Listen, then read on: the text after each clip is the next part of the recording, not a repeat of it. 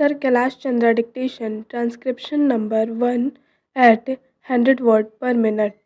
3, 2, 1. Now, sir, honorable members will recall that the bill was introduced in the House of the People on the 2nd September 1953. It has had a long history and, in one form or another, it has been before he public since the end of the 1949. In the statement of objects and reasons, the various stages through which the bill has passed since 1946 have been summarized, and I need not recapitulate on this occasion the circumstances in which then Government of India took the decision in the early 1946 to infinite an inquiry into the reform of our company law. I would remain honorable members that between 1946 and 1948 the entire field of company law was carefully reviewed by two distinguished company law heirs who were appointed to recommend the broad lines on which the present act should be revised. Their recommendations will examined in the then Ministry of Commerce and certain tentative departmental view which emerged were circulated in a comprehensive memorandum to all recognized trade and industrial association, bar association, the high courts and the state governments that brought us to the end of 1949. Many representations on this memorandum were duly received from Chamber of Commerce, trade and industrial associations, state governments and the general public.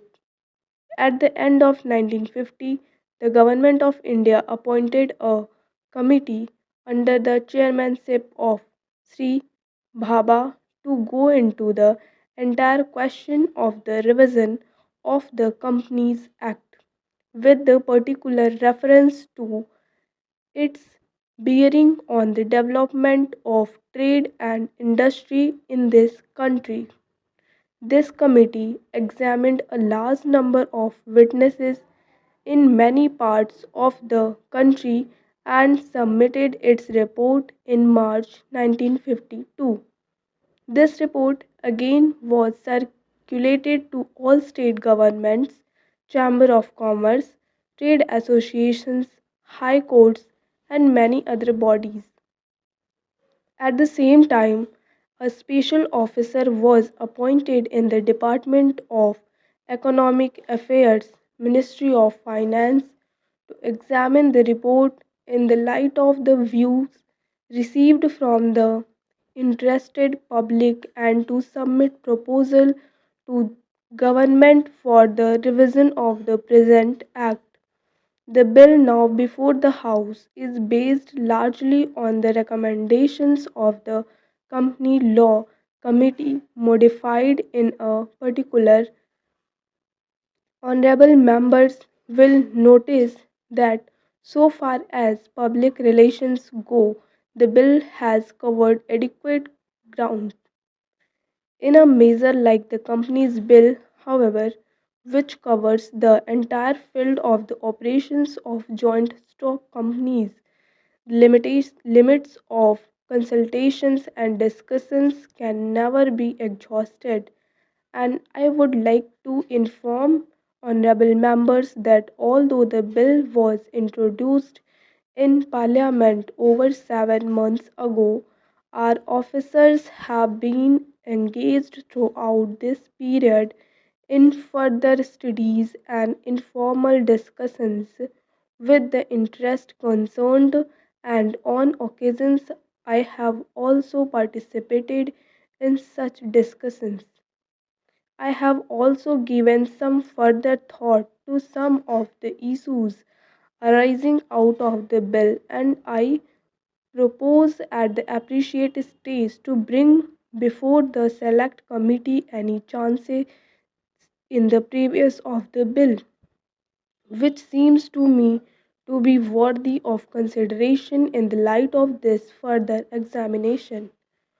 No honourable members will have noticed that the bill contains 6 clauses and 12 schedules. I think it is probably one of the largest legislative measures in recent legislative history, but its size might be regarded as misleading unless I make a few comments.